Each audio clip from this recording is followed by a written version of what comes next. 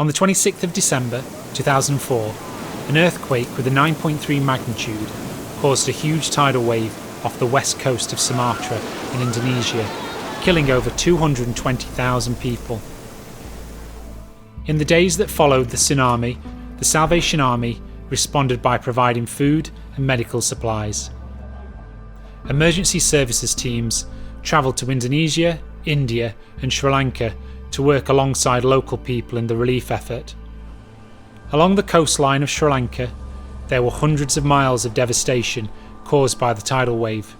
The extent and depth of the devastation was unimaginable as people struggled to piece together their lives.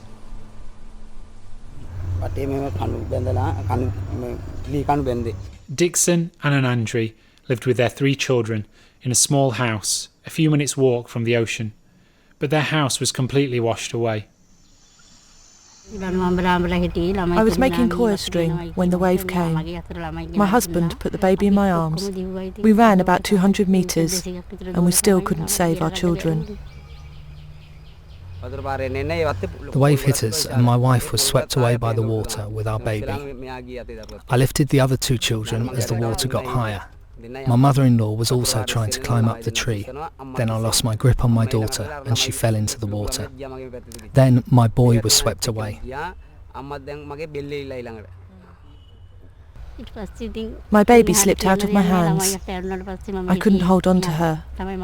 I was tangled up in a fence. My husband swam towards me and got me away from the fence, but the children were not there. He took me away from the water on his shoulders.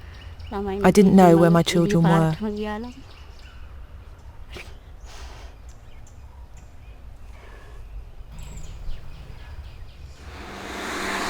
Simple graves marked the places where the 5,000 people who died in this area were buried.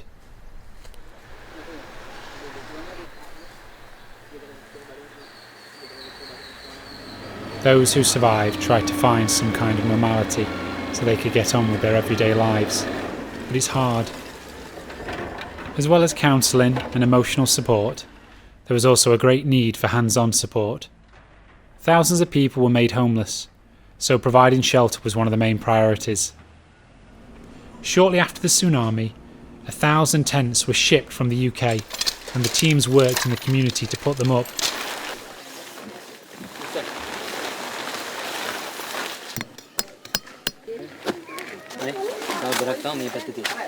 This is where Asiri and her children were shown around their new temporary home. She was lucky. Even though her home was destroyed, the whole family survived.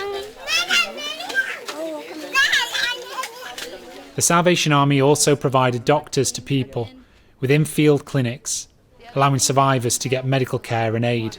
Drinking clean water. Drinking as well as washing, like the tabs they give you when you okay. Housing was one of the greatest concerns for people as they began to get back on their feet. The Salvation Army didn't just provide transitional housing, there was an ongoing response for years to build permanent housing for those left homeless.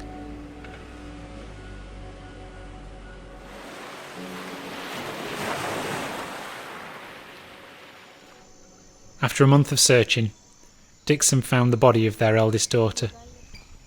He dug a grave and they buried her nearby. He wanted to show us the place where he found her. At